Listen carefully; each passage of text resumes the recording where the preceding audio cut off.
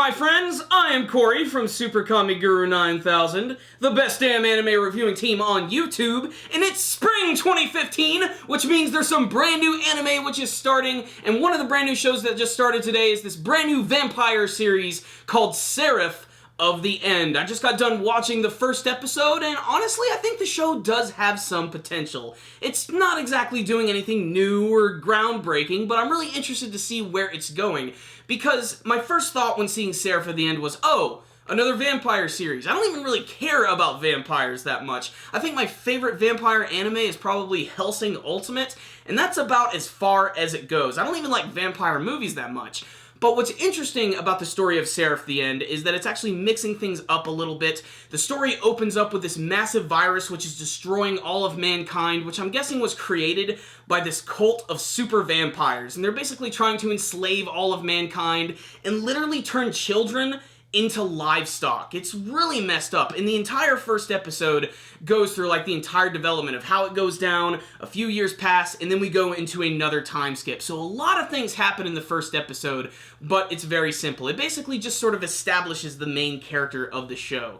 So the episode opens up immediately in Tokyo, everything's fine and dandy, when all of a sudden all of these people just start coughing up blood, collapsing on the ground, there's car crashes all over the place, chaos is in the city, smoke in the air, it's freaking insane, and it is very unapologetic. It's really messed up. Then a further 4 years pass, and that's when we are finally introduced to our main characters of the show. We get to see that there's this big underground civilization. It almost looks like this sort of underground medieval vampire society, almost aristocratic in some senses, because there apparently are nobles, and they're basically enslaving all of the children.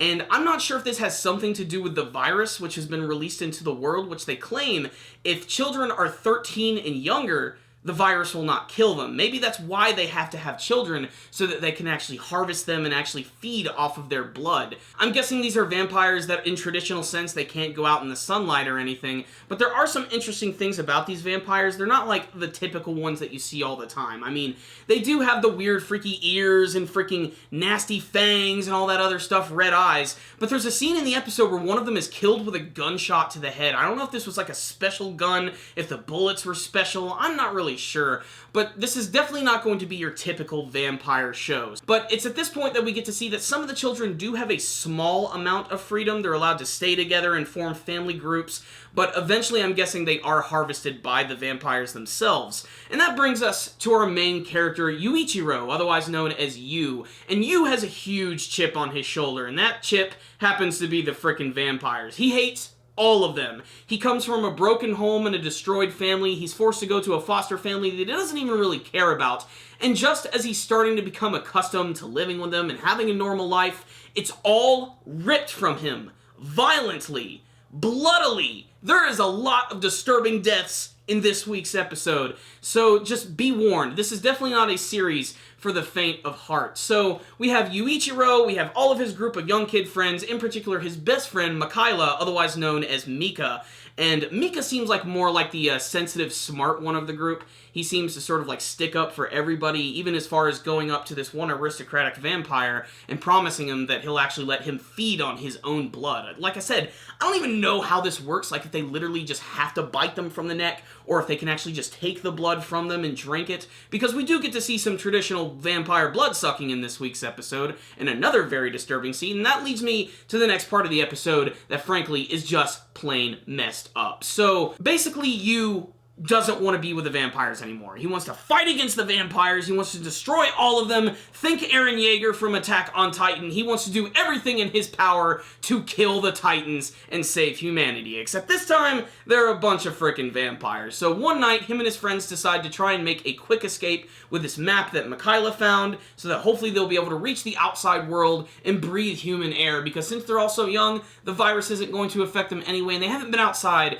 in so long. However, this was all actually a trick because of that one aristocratic vampire who has the plans to literally kill all of them, and he does so with extreme prejudice. You know shit's about to get real when he immediately picks off one of the kids and starts sucking their blood right from their neck. They all get slaughtered, destroyed, albeit most of it is off-screen, although I prefer it that way. I'd rather not have a lot of ridiculous censorship like the stuff that we saw in Tokyo Ghoul. There's a lot of implied violence in this show, and that actually makes it even more terrifying than what you actually see.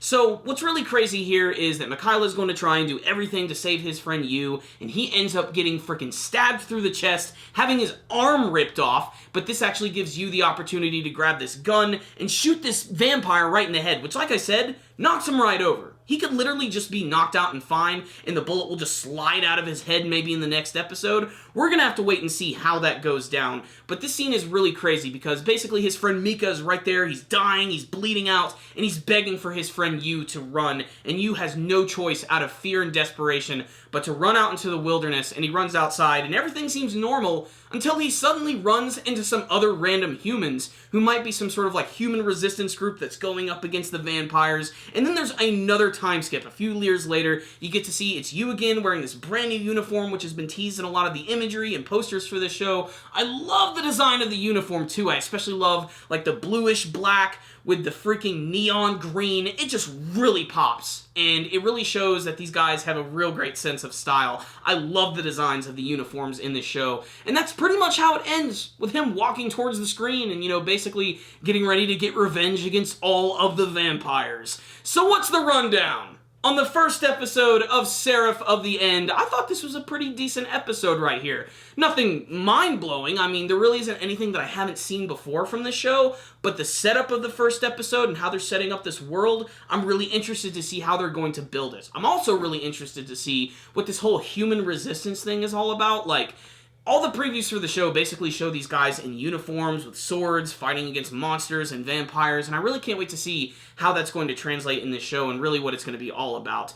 And I'm really more interested in actually learning about the vampires, like where they came from, why they work the way they do, why they keep these underground societies with kids and everything. It's really disturbing and kind of creepy when you really think about it.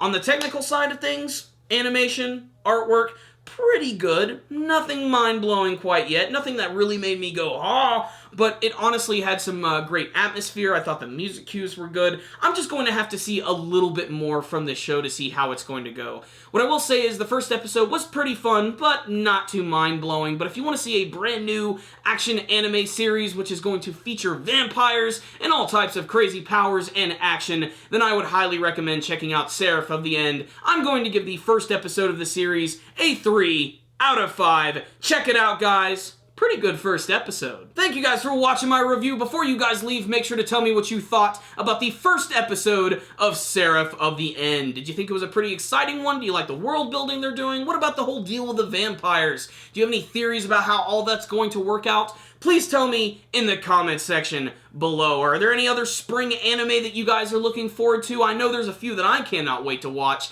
There's a few brand new shows that I am going to be adding to the review lineup for the channel, so make sure to stay tuned for those. Right after this is the brand new Fate Stay Night Unlimited Blade Works, and I'm freaking excited. Can't wait to watch that one, so stay tuned for that. It's going to be a very exciting time. Make sure to also subscribe to our channel. That way you can see all of our latest anime and manga reviews as they're released. Follow us on social media, and thank you guys again for watching. And as always, stay dandy, baby.